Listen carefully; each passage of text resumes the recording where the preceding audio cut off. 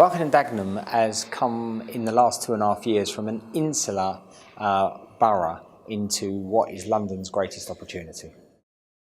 The key focus and ambition for the borough is a 20-year plan that's going to deliver 50,000 homes for Londoners and 20,000 jobs. That's our contribution to the London economy and take London where it needs to go to keep it a world capital city.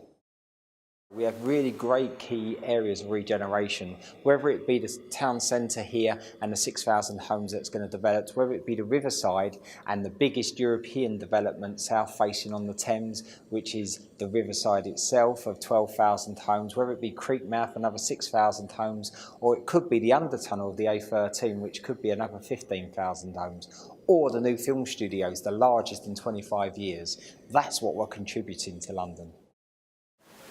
We in Barking Dagenham see that the challenge is growth, and it really is a challenge for London. So we're building Be First. When I say building, we're bringing what we've done very well as the local government into the private sector, and to be that key. Be First is the key of change, and we are stepping it up with our own investments of around £850 million, but then also working with other boroughs and the private sector to help deliver for London.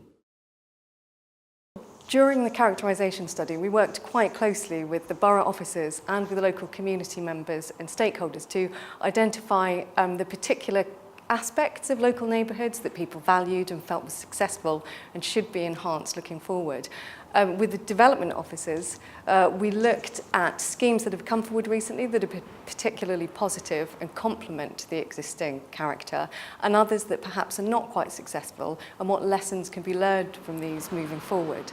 One thing that became particularly clear is identifying the cottage estate character, and where that perhaps has been slightly degraded by the increasing use of cars and the removal of boundary treatments, and where those can be reinstated and the car parking can be rationalised to actually give space to what are incredibly wide streets and attractive environments.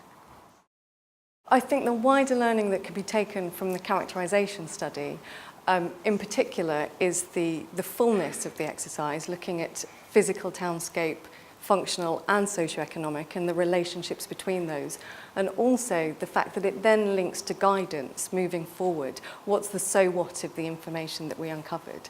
I think similarly, beyond the study itself, Barking Dagenham has been very successful at reinventing those traditional housing typologies, such as the townhouse at Barking Riverside, the slab block at the Gascoigne estate, or even suburban housing to the north of the borough.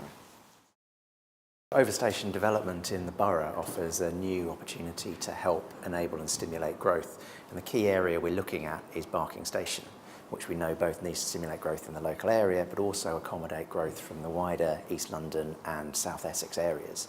So we're looking at a number of opportunities for new entrances, both under and over the tracks, and whether there's an opportunity for more development on top to better integrate the station into the local area.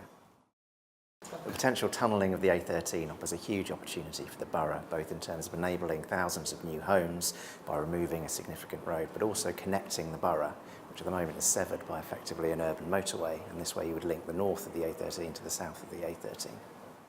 The rest of London has an awful lot to learn from the transport-orientated development work we're doing in Barking Dagenham. For instance, taking the Barking Riverside extension, this is a new line that directly enables the delivery of a full development of 11,000 homes at Barking Riverside. Similarly, the proposals for the A13 tunnel both enable thousands of new homes to be delivered, whilst also reducing severance and increasing connectivity across the borough. So the Healthy New Towns programme is an NHS England-led initiative. It's recognising that to improve people's health, it's not just about healthcare, it's also about addressing the built environment in which people live, and also prevention, encouraging people to take up healthy lifestyles. So in Barking Riverside, we have a strong vision. It's about making sure that the growth in Barking Riverside will benefit the whole community, no matter what your background, and will help people make easy, healthy choices. We have worked with the NHS. There is now a pharmacy on site in Barking Riverside.